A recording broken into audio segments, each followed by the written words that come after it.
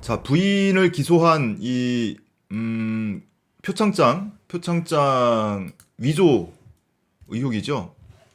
이게 이제 이 사진이 많이 이제 알려졌죠. 박지원 의원이 조국 후보자 자리로 가서 본인이 휴대폰으로 이 파일을 받았다. 근데 검찰이 9월 6일이 공소시효 만료라고 그날 청문회 종료 직전에 기소를 했잖아요. 그 이후 9월 6일이 만료라고 판단한 이유는 이 표창장에 9월 7일이 발급일로 돼 있기 때문에. 그런데 이 역설적이게도요, 여러분. 이 발급일이 9월 7일이니까 그걸 기준으로 9월 6일을 공소시효 만료라고 한 건데, 역설적으로 이거를 위조한 거라면 위조할 때 위조한 시점이 범행 시점이잖아요. 그런데 꼭 그날 위조했다는 건가요? 9월 7일 날 위조했다는 거예요? 만약에 위조했다고 치자고요. 검찰이 그렇게 주장을 하고 있는 건데 가정입니다만은 그 이전에 이걸 위조했다면 공소시효는 이미 끝난 거예요. 그죠? 공소시효가 끝냈기 때문에 그거는 기소를 할 수가 없는 거죠. 그리고 만약에 9월 7일 이후에 지난 시점에 지난 9월 7일의 날짜를 입력을 해서 위조를 한 거라면 그러면은 공소시효가 여유가 더 있는 거 아닙니까? 다만 며칠이라도. 그랬다면 대통령의 임명권에 영향을 받지 않게 이걸 뭐 판단 근거를 제공한다고 한다는 것 자체가 이미 정치적인 행위인 거고요. 그건 말이 안 되고 대통령이 임명권을 행사하는데 영향을 받지 않도록 늦출 수도 있는 거죠. 설사 기소를 하더라도. 왜 하필 그날이어야 합니까? 여기에 찍혀 있는 9월 7일이 위조한 날짜예요? 그게 저는 의문이 안 풀렸어요, 아직. 네. 이거는 이제 사문서 위조죄의 경우에 공소시효를 얘기하는 거고, 그 사문서 위조죄가 성립을 하려면 위조 사문서를 행사해야 됩니다.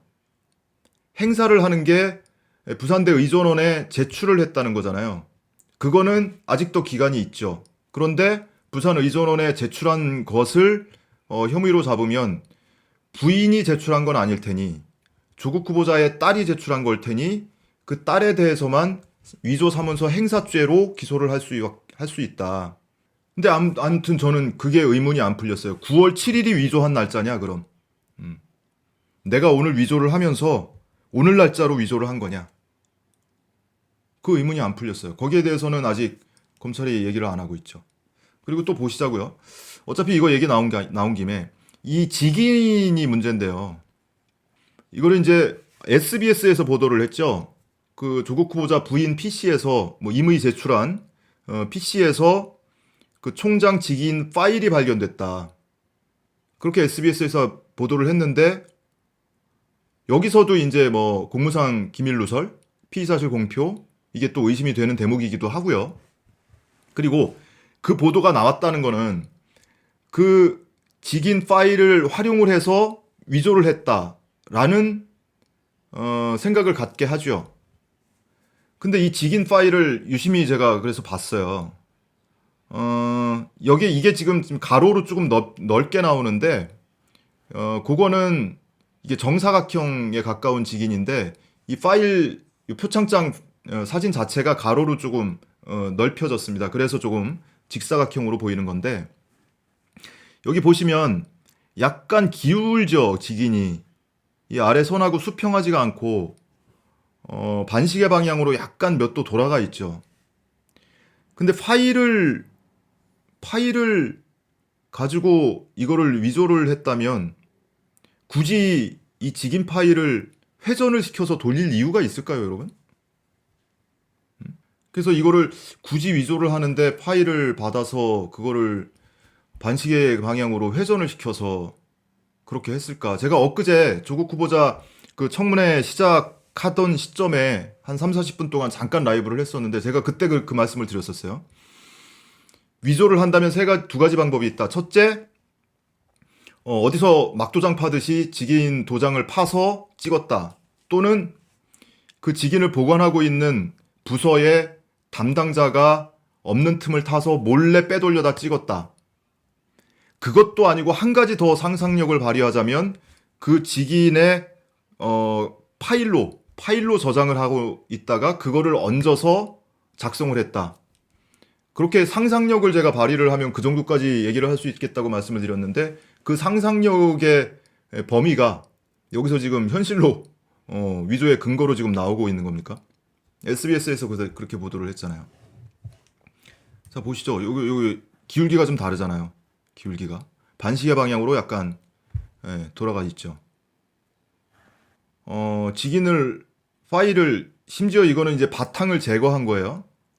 이걸 뭐 직인은 아니지만 뭐 어쨌든 빨간색이니까 보시자고요. 바탕을 제거한 파일이에요. 문서를 다 작성을 하고 표창장 문서를 다 작성하고 여기에 직인 파일을 얹으면 바탕을 제거했다고 해도 뒤에 해자 글씨가 안 보이죠. 글씨가 안 보입니다. 물론 방법은 있어요. 이거를 먼저 뒤로 보내면 되죠. 이 그림을 자 해볼게요. 텍스트 뒤로 보내면 되죠. 그런데 이 경우에는 이 글씨는 까만색이잖아요. 총장 이름 최성해 글씨는 까만색이고 뒤에 있는 직인 파일은 빨간색이에요. 그쵸? 그러면 글씨를 반투명하게 하지 않는 한은 이 겹치는 부분은 까만색만 보입니다. 이거는 뭐 이 직인 파일에 바탕이 있든 없든 배경이 있든 없든 그건 무관하죠. 그것과 무관하게 빨간색이 까만색 글씨에 가리죠. 그래서 이 사진을 굉장히 유심히 제가 봤어요. 이게 원본이 있으면 또는 촬영한 그 사진이라도 원본이 저한테 있으면 더 자세히 보일 것 같은데 이걸로 볼 때는 잘 모르겠어요. 해자에 직인을 찍으면 까만색 글씨 위에 빨간색 도장이 찍힌 거고 그죠? 그러면은 아무래도 원본을 보면은 그 위에 찍힌 건지 보이겠죠?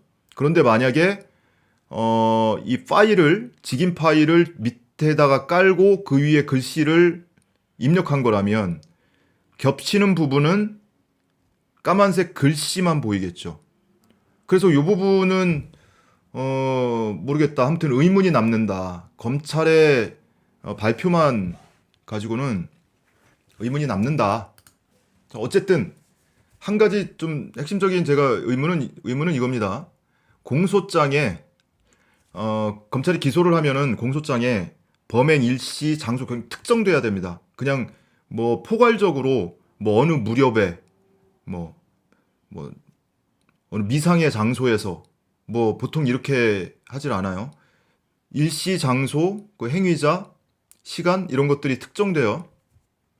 그럼 그게 다 나왔을 거란 말이죠. 근데 공소장이 지금 뭐 볼 수가 없는 상태이기 때문에 그런데 어쨌든 9월 7일에 위조된 것으로 보고 9월 6일 24시가 되기 전에 기소를 했다 한다면 그 표창장이 발급한 것으로 돼 있는 그 날짜에 위조를 했다는 의미가 되잖아요. 그거는 좀 살펴봐야 된다.